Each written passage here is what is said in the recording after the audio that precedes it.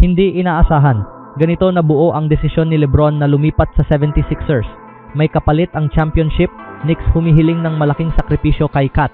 May itinatagong plano, Draymond Green binago ang kontrata sa Warriors.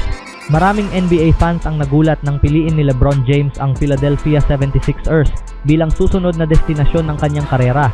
Ngunit ang mas nakakagulat, ayon mismo sa kanyang agent na si Rich Paul, ay hindi naman talaga kasama sa mga unang opsyon ni LeBron ang Philadelphia. Kaya ang malaking tanong ngayon ay, ano ang nangyari? Ano ang biglang nagbago at bakit tila isang iglap lang ay napunta si LeBron sa 76ers? Ayon kay Rich Paul, hindi seryosong pinag-iisipan ni LeBron James ang paglipat sa Philadelphia noong una. Ngunit nagbago ang lahat nang maisagawa ng 76ers ang napakalaking trade na nagdala kay Jaylen Brown sa koponan. Ang hakbang na iyon ang naging turning point at nagbigay kay LeBron ng panibagong pananaw sa kakayahan ng Philadelphia na lumaban para sa kampyonato. Sa pagdating ni Jaylen Brown, biglang nabuo ang isang napakalakas na core ng koponan. Isipin ninyo, kasama ni LeBron sina Joel Embiid, Tyrese Maxey at Jaylen Brown.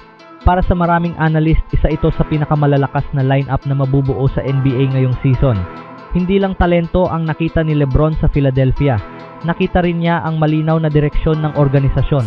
Ipinakita ng 76ers na handa silang gumawa ng agresibong hakbang para manalo ngayon, at iyon mismo ang uri ng koponan na hinahanap ni LeBron sa puntong ito ng kanyang karera.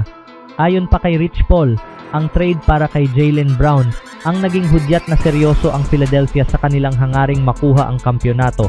Dahil dito, nagsimulang pag-isipan ni LeBron ang posibilidad na magsuot ng jersey ng 76ers, isang bagay na hindi niya umano ginagawa bago mangyari ang naturang trade. Sa edad na 41, malinaw na hindi na pera ang pangunahing dahilan ng mga desisyon ni LeBron. Ang gusto niya ngayon ay mapunta sa isang koponang may tunay na tsansang manalo ng championship bago tuluyang tapusin ang kanyang makasaysayang NBA career. Kaya naman kahit hindi ito ang unang plano, nagbago ang lahat nang makita niya ang bagong anyo ng Philadelphia. Ngayon, mataas ang inaasahan ng mga tagahanga sa magiging takbo ng bagong super team ng 76ers.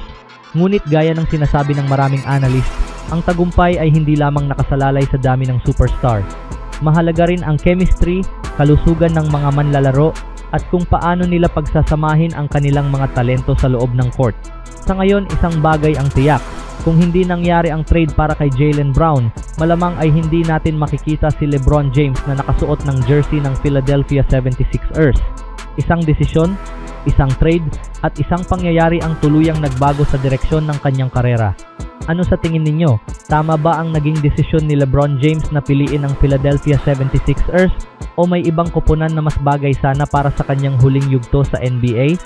Ibahagi ang inyong opinion sa comment section.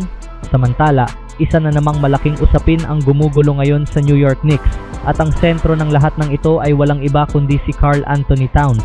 Matapos ang matagumpay na kampanya ng Knicks, lumalabas ngayon sa mga ulat na may isang napakalaking kahilingan ang pamunuan ng koponan kay Towns. At kung pagbabasehan ang sitwasyon, ang magiging desisyon niya ay maaaring makaapekto hindi lamang sa kanyang sariling kinabukasan, kundi pati na rin sa tsansa ng Knicks na manatiling isa sa pinakamalalakas na koponan sa NBA.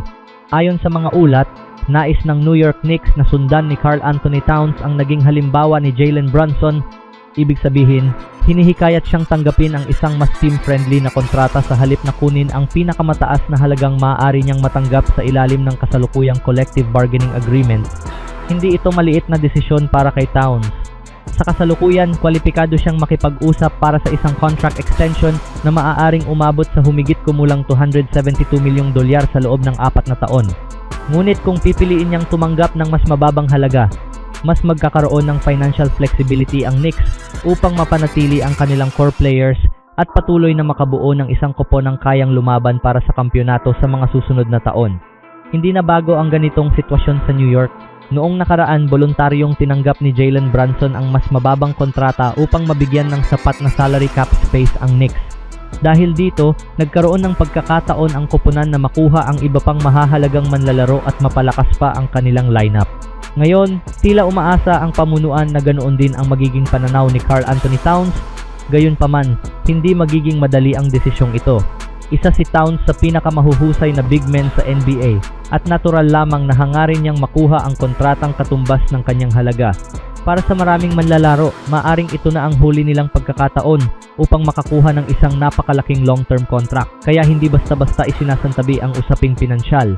Sa kabilang banda, kung pipiliin niyang magsakripisyo, maaari itong maging susi upang mapanatiling buo ang kasalukuyang roster ng Knicks. Sa ilalim ng mas mahigpit na salary cap rules ng NBA, napakahirap nang mapanatili ang maraming superstar kung lahat ay kukuha ng maximum contract. Dahil dito, mahalaga ang bawat dolyar na matitipid ng koponan. Sa ngayon, wala pang pinal na desisyon si Karl Anthony Towns. Patuloy pa ring inaabangan ng buong NBA kung pipiliin ba niyang unahin ang pinakamalaking posibleng kontrata o susunod siya sa naging halimbawa ni Jalen Brunson para bigyan ang Knicks ng mas malaking pagkakataong manatiling isang championship contender sa mga darating na taon.